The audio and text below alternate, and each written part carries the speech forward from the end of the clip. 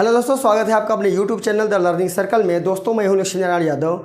आइए दोस्तों, हम 10th का द्विघात समीकरण का आगे हम लेकर इस वीडियो को चल रहे हैं तीसरे क्वेश्चन से, क्योंकि 2 क्वेश्चन हमारे पीछे वाले वीडियोज़ में हो चुके हैं। और दोस्तों आप पूरा एकदम आराम से देखिए। अगर आप हमारे चैनल पे नए हैं तो चैनल को सब्सक्राइब करना न भूलें। तो आइए हम स्टार्ट करते हैं तीसरा क्वेश्चन। ऐसी 2 संख्याएं ज्ञात कीजिए जिनका योग 27 हो और गुणनफल 182 हो। देखिए क्या करना है, यहाँ पर 2 संख्याओं के बारे में पूछ रहा है, लेकिन उन संख्याओं के बारे में हमको बता ही नहीं रहा है। केवल इतना बता रहा है कि संख्याएं जो है उनको जोड़ने पे 27 आ रहा है, गुणा करने पे 182 आ रहा है, लेकिन हमको ये नहीं बता रहा है कि पहली संख्या कौन सी, दूसरी संख्या कौन सी है। जब कुछ ना पता हो तो एक संख्या को हम मान लेते हैं। देखिए हम क्या करेंगे, माना पहली संख्या यक्स है। क्या है? यक्स है। देखिए दोस्तों, अगर 2 संख्याओं का योग 27 है, एक संख्या मिली है तो दूसरी संख्या के लिए क्या करते हैं, 27 में से पहली संख्या को घटा देते हैं। तो इसी तरह क्या हो जाएगी, दूसरी संख्या हमारी हो जाएगी, दूसरी संख्या बराबर, दोनों का योग 27, तो 27 में से यक्स घटा देंगे तो दूसरी संख्या हमको क्या हो गई, मिल गई। अब प्रश्नानुसार क्या कह रहा है, प्रश्नानुसार कह रहा है कि इनका योगफल 27 है, यानी दोनों को जोड़ते हैं 27। इनका पहली संख्या यक्स है तो दूसरी संख्या 27 माइनस एक्स है, ठीक है। और इनका योगफल 27 था, इनका गुणनफल 182 है। गुणनफल क्या है, 182। तो यक्स में हम 27 माइनस एक्स का गुणा कर देते हैं तो कितना हो जाता है, 182 हो जाता है। जोड़ना नहीं है, जोड़ेंगे तो फिर 27 आ जाएगा कट के, ठीक है। गुणा इसमें जाते हैं हम, गुणनफल 182 है। तो चलिए गुणा कर देते हैं। क्या करेंगे, यक्स का गुणा करेंगे तो 27 यक्स का गुणा इसमें करेंगे तो माइनस एक्स स्क्वायर बराबर 182। अभी क्या करते हैं, उसको उठा के इधर लाते हैं। यक्स स्क्वायर को पहले लिखते हैं 2 पावर वाले को, प्लस 27 यक्स और माइनस 182 बराबर क्या हो जाता है, 0। दोस्तों यहाँ पे देखिए, अगर ये माइनस है तो माइनस का गुणा सब में कर देते हैं तो माइनस का प्लस हो जाएगा और प्लस का माइनस हो जाएगा, ये हो जाएगा 182 बराबर 0। अभी हमको लाना क्या है, बीच में 27 लाना है। कितना लाना है, 27 लाना। ध्यान दीजिए, इसलिए करते क्या है, हमने आपको एक नियम बताया था, जो अचर संख्या है उसका हम गुणनखंड कर लेते हैं। यानी 2 9 18, 2 एकम 2 है। अब ये किससे कटेगा, 2 9 18, 2 एकम 2, अब ये 17, 7 से कटेगा, 13 7 91, 13 से कटेगा 1 आएगा। हमको लाना है 27। क्या लाना है, 27। देखिए 7 का 2 में गुणा करेंगे तो 14, और 14 और 13 जोड़ेंगे तो क्या आ जाएगा भाई, 27 आ जाएगा। लेकिन हमको माइनस लाना है, इसलिए -14 लेंगे, -13 लेंगे तो -27 आ जाएगा। चलिए x square minus 14 x minus 13 x plus 182 बराबर 0 हो जाएगा। अभी क्या जाता है, ये 3 पदों से मध्य पद का विभाजन वाला सूत्र लगाया है।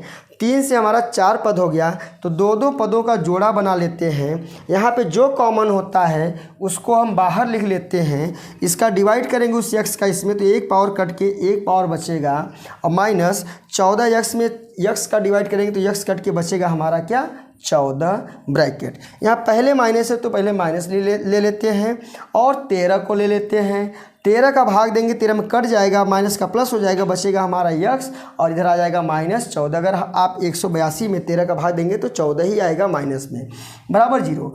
दोस्तों देखो यहाँ पे x माइनस 14 जो दोनों ब्रैकेट में होता है उसको एक ब्रैकेट में लिख लेते हैं, जो बाहर होता है उसको दूसरे ब्रैकेट में लिख लेते हैं। ये हमारा आंसर हो गया। एक बार इसको हम जो है 0 के बराबर कर देते हैं और इसकी वैल्यू निकाल लेते हैं तो 14 आ जाता है, 1 मान मिला। अब देखो क्या है, दूसरा जो है x माइनस 13 है बराबर 0, तो यक्स बराबर 13 हो जाएगा। देखिए यहाँ पे हमारे दोनों संख्याएं 14 और 13 प्राप्त हुई। 14 13 को जोड़ेंगे तो 27 आ जाता है। क्वेश्चन नंबर 4 है, 2 क्रमागत धनात्मक पूर्णांक ज्ञात कीजिए जिनके वर्गों का योग 365 है। हाँ 365 है। क्रमागत का मतलब क्रम से आने वाली। सपोज दैट, जैसे मान लीजिए पहली संख्या 4 है तो दूसरी क्रमागत संख्या क्या होगी, उसके बाद वाली 5। अगर पहली संख्या 100 है तो दूसरी क्रमागत संख्या उसके बाद वाली क्या होगी, 101। अगर पहली संख्या 3 है तो दूसरी संख्या क्या होगी, 4। ये क्रमागत होती है। लेकिन हमको यहाँ कुछ पता नहीं है तो हम करेंगे क्या, हम मान लेंगे। माना पहली संख्या मानिए, दूसरी संख्या आपको मिल जाएगी। माना पहली संख्या यक्स है, ठीक है, तो दूसरी संख्या क्या हो जाएगी, दूसरी संख्या, देखो भाई क्रमागत है ना, तो हमेशा पहली संख्या में एक जोड़ने पर ही दूसरी संख्या प्राप्त होगी, यानी कि x + 1 होगी। 1 होगी या है लिख दीजिए, कोई दिक्कत नहीं है, ठीक है। ये हो गया। अब प्रश्नानुसार क्या करें, इनके वर्गों का योग 365 है। प्रश्नानुसार इनका वर्ग करिए। वर्गों कह रहा है ना, तो वर्ग करना पड़ेगा। इनके वर्गों का योग यानी कि इसका वर्ग प्लस इसका वर्ग = 365 ऐसा दिया है। यानी यक्स का वर्ग प्लस, अब इसका वर्ग करेंगे x + 1 का स्क्वायर बराबर 365।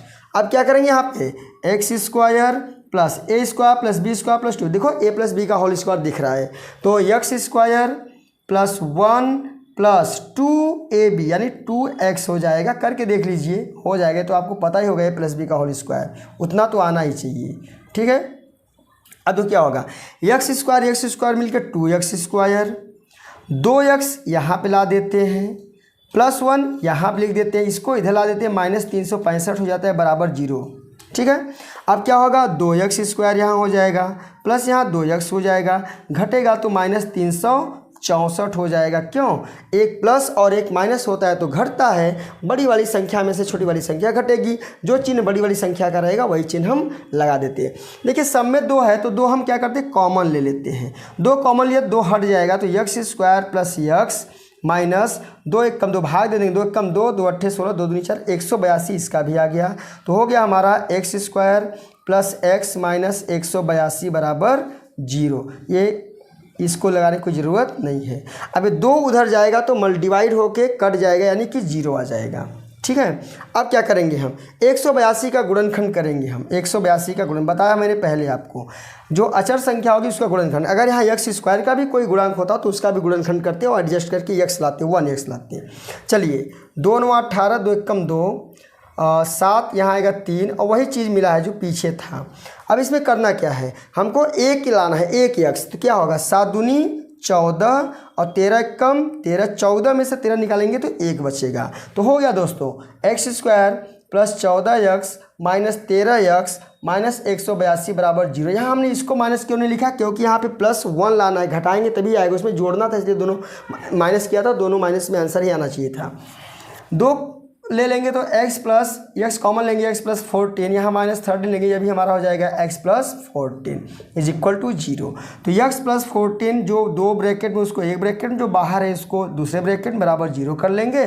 x + 14 = 0, x की वैल्यू आ जाएगी -14, जो हमको लिखना नहीं है क्योंकि संख्या इसने धनात्मक पूछा है और ये क्या मिल रहा है हमारा ऋणात्मक, इसको हम लिखेंगे नहीं, इसको हम छोड़ देंगे। अब इसको चेक करते हैं, x - 13 बराबर 0 और x बराबर 13 उधर ले जाएंगे, प्लस में आ जाएगा। इसका मतलब एक संख्या, ये पहली संख्या हमको मिल गई, क्या मिल गई, पहली संख्या मिल गई 13। क्यों, क्योंकि पहली संख्या को ही x माना था।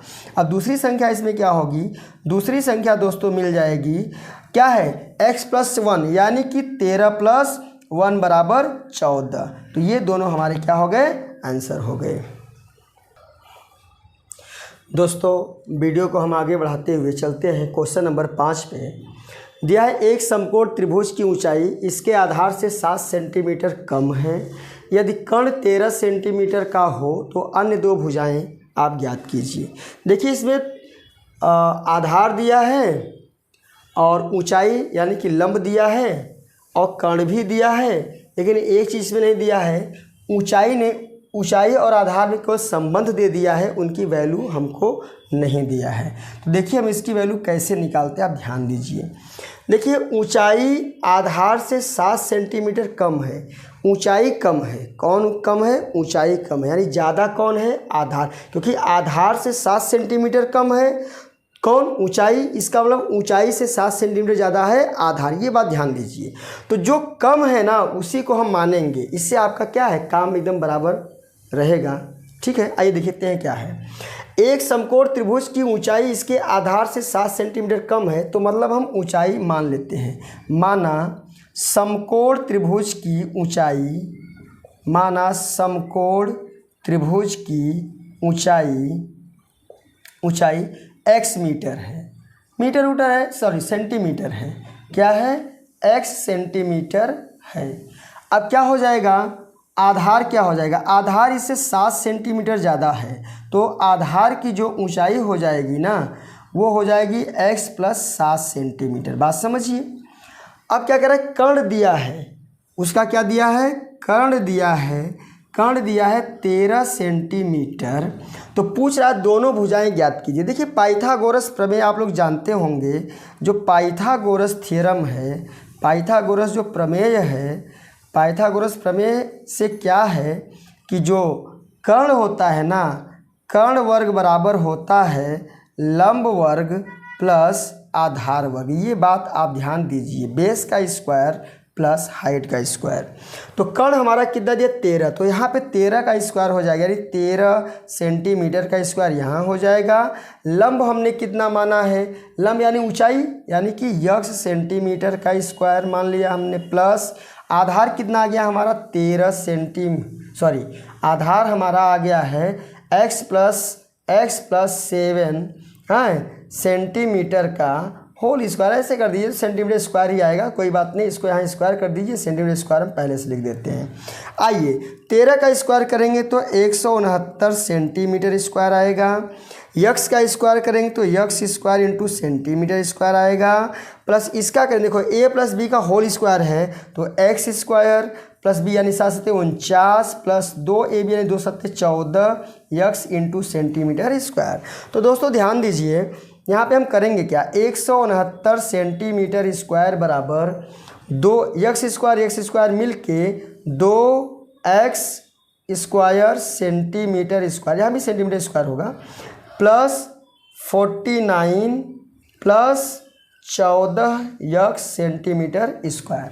आगे हम करेंगे क्या, देखिए 169 सेंटीमीटर स्क्वायर तो हम यहाँ लिख देंगे बराबर, सब में सेंटीमीटर है, ये 49 है ना, तो ये भी सेंटीमीटर स्क्वायर ही होगा। सब में हम सेंटीमीटर स्क्वायर कॉमन ले लेते हैं, पहली बात इसको हमें ख़त्म करना है। बचेगा क्या, यहाँ पे हमारा 2x स्क्वायर बचेगा 49 प्लस में, और यहाँ बचेगा plus 14 x centimetre square cut गया। यहाँ पे हम लिख सकते हैं 2x square plus 14x plus 49, इसको इसके पास लाएंगे तो माइनस 169 बटे में बराबर 0, तो 2x स्क्वायर प्लस 14x, अब माइनस कर देंगे, 9 में से 9 जाएगा 0, 6 में से 8 जाएगा 2, हाँ बचेगा 120, क्या बचेगा 120।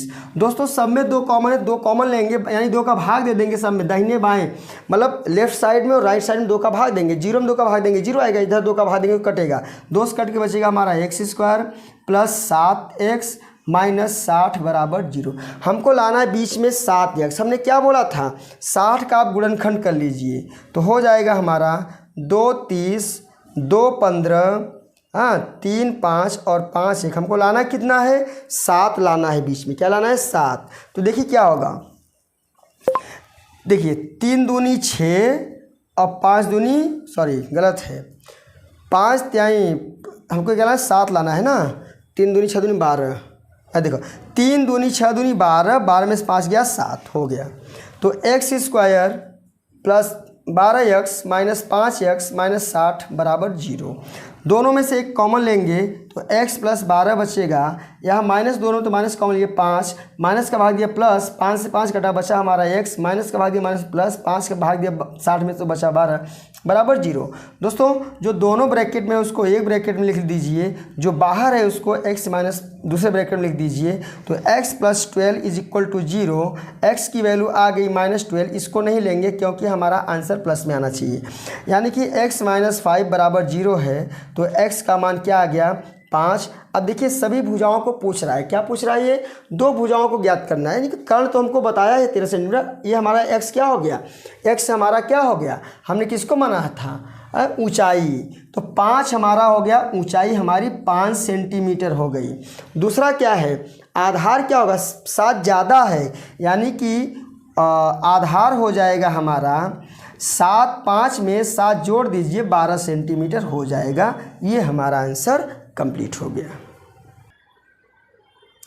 दोस्तों छठा और इस एक्सरसाइज का आखिरी क्वेश्चन है। क्वेश्चन थोड़ा बड़ा है। एक कुटीर उद्योग एक दिन में कुछ बर्तनों का निर्माण करता है। एक विशेष दिन यह देखा गया कि प्रत्येक नग की निर्माण लागत रुपए में उस दिन के निर्माण किए गए बर्तनों की संख्या के दुगने से अधिक है। ध्यान दीजिए, यहाँ पे निर्माण की लागत है, निर्माण लागत है एक नग, यानी एक जो बर्तन बन रहा है, कोई बर्तन बना होगा उसका एक बर्तन की जो लागत है, निर्माण जितने बर्तनों का निर्माण किया जा रहा है उस बर्तन के दुगुने से 3 अधिक है उसकी लागत। तो क्वेश्चन कह रहा है यदि उस दिन की कुल निर्माण लागत 90 रुपये थी तो निर्मित बर्तनों की संख्या और प्रत्येक नग की लागत को हमें ज्ञात करना है। हमने आपको एक चीज़ बताया था कि जब कभी 2 क्वांटिटीज़ दी जाए, 2 राशियां दी जाए, उसमें कोई एक ज़्यादा कोई एक कम हो या किसी के दुगने से 3 कोई दूसरा ज़्यादा हो, तो जो कम होता है उसी को हमेशा x y आप मानिए, आपका काम एकदम आसान हो जाएगा। तो दोस्तों यहाँ पे क्या है, हम बर्तन यहाँ पे कम दिखाई दे रहा है। कैसे, देखिए कुछ बर्तनों का निर्माण करता है, बर्तनों का निर्माण हो रहा है। विशेष दिन यह देखा गया कि प्रत्येक नग की निर्माण लागत रुपए में उस दिन के निर्माण के बर्तनों की संख्या के दुगुने से 3, यानी क्या, जो निर्माण किए गए लागत है ना, बर्तनों के दुगुने से 3 ज़्यादा है। इसका मतलब ज़्यादा कौन है, निर्माण, जो निर्माण करने में जो पैसा लागत लग रहा है एक नग में। थोड़ा छोटा कौन है, बर्तनों की संख्या। तो मान लेते हैं, माना बर्तनों की संख्या x है, बर्तनों की संख्या x है, ठीक है। अब एक नग की लागत कितनी है, एक नग की लागत, एक नग की लागत, देखिए एक नग, एक बर्तन बनाने कितना लग रहा है, क्या कह रहा है, बर्तनों की संख्या के दुगुने से, बर्तनों की संख्या क्या है x के दुगुने से 3 अधिक है, यानी कि 3 को जोड़ दिया जाए तो हो जाएगा 2x + 3 है। ये हो गया एक नग की लागत और कुल बर्तनों की संख्या हमने x मान लिया है। फिर क्या कह रहा है, उस दिन कुल निर्माण लागत, कुल निर्माण लागत कितनी थी, 90 थी। तो कुल निर्माण लागत क्या होगा, बर्तनों की संख्या, बर्तनों की संख्या और एक नग की जो कीमत है, दोनों को मल्टीप्लाई कर देंगे तभी तो 90 रुपये के बराबर होगा। प्रश्नानुसार देखिए, प्रश्नानुसार क्या पूछ रहा है, कुल निर्माण लागत दिया है, क्या दिया है, कुल निर्माण लागत बराबर बर्तनों की संख्या इंटू एक नग की जो कीमत है वही होगी, और एक नग की जो कीमत है और बर्तनों की लागत जो है वो 90 रुपया है। तो हो जाएगा अतः x इंटू 2x + 3 या 90 के बराबर है।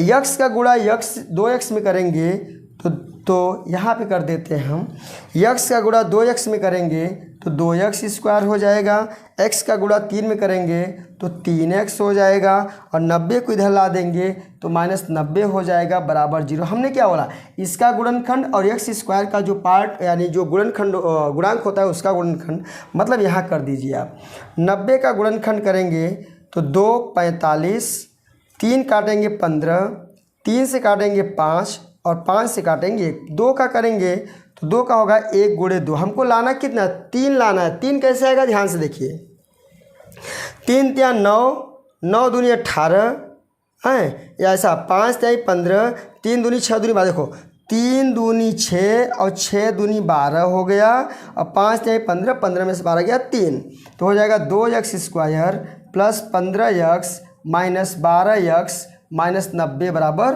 0। 2 इसमें कोई कॉमन दिख रहा है, कुछ नहीं, x कॉमन केवल दिख रहा है, तो हमने यहाँ पे x कॉमन ले लिया, तो बचा हमारा 2x + 15, और यहाँ दोनों माइनस कॉमन तो माइनस ले लिया। और देखिए अगर हम यहाँ पे कुछ कॉमन लेते हैं, जैसे मान लीजिए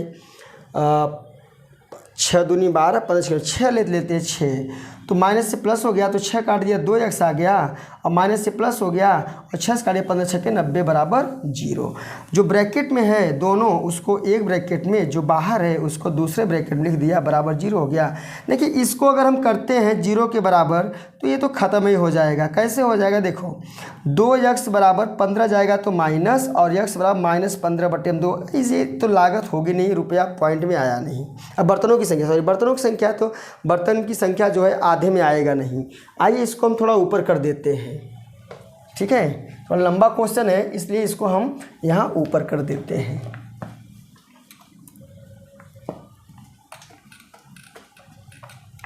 आइए देखिए ये क्या है, यक्स बर्तनों की संख्या माना तो 15/2 यानी 7.5, 7.5 तो बर्तन होंगे नहीं, बर्तन तो 7 बनेगा तो 8 बनेगा तो 15 तो 20 प्लस उसमें बनेगा परफेक्ट नंबर बनेगा। अच्छा इसको देखते हैं x - 6, तो x - 6 बराबर 0 और x बराबर इधर 6, यानी बर्तनों की संख्या कुल कितनी हो गई, 6 हो गई।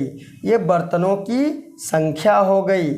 और क्या पूछा है, और हमसे क्या पूछा है, एक नग की लागत, तो एक नग की लागत क्या हो जाएगी, एक नग की लागत क्या हमने माना था, 2x + 3 आया था, तो 2x = 6 + 3 यानी 15 रुपया एक नग की लागत हो जाएगी। तो ये हमारा आंसर है, दोनों हमारा आंसर है। तो दोस्तों आज पूरी तरह से एक्सरसाइज 4.2 क्लास 10th का समाप्त हुआ। अब इसके आगे के जो भी एक्सरसाइज होंगे उसको लेकर हम नेक्स्ट वीडियो में आएंगे। और अगर आपको हमारा ये वीडियो अच्छा लगा है तो वीडियो को लाइक कमेंट जरूर कर दीजिएगा। अगर आप हमारे चैनल पर नए हैं तो उसको सब्सक्राइब कर दीजिएगा, ठीक है। सब्सक्राइब नहीं करना है, सब्सक्राइब कर देना है, और ये मस्ट है कि सब्सक्राइब आपको करना है, ठीक है ना। चलिए बाय।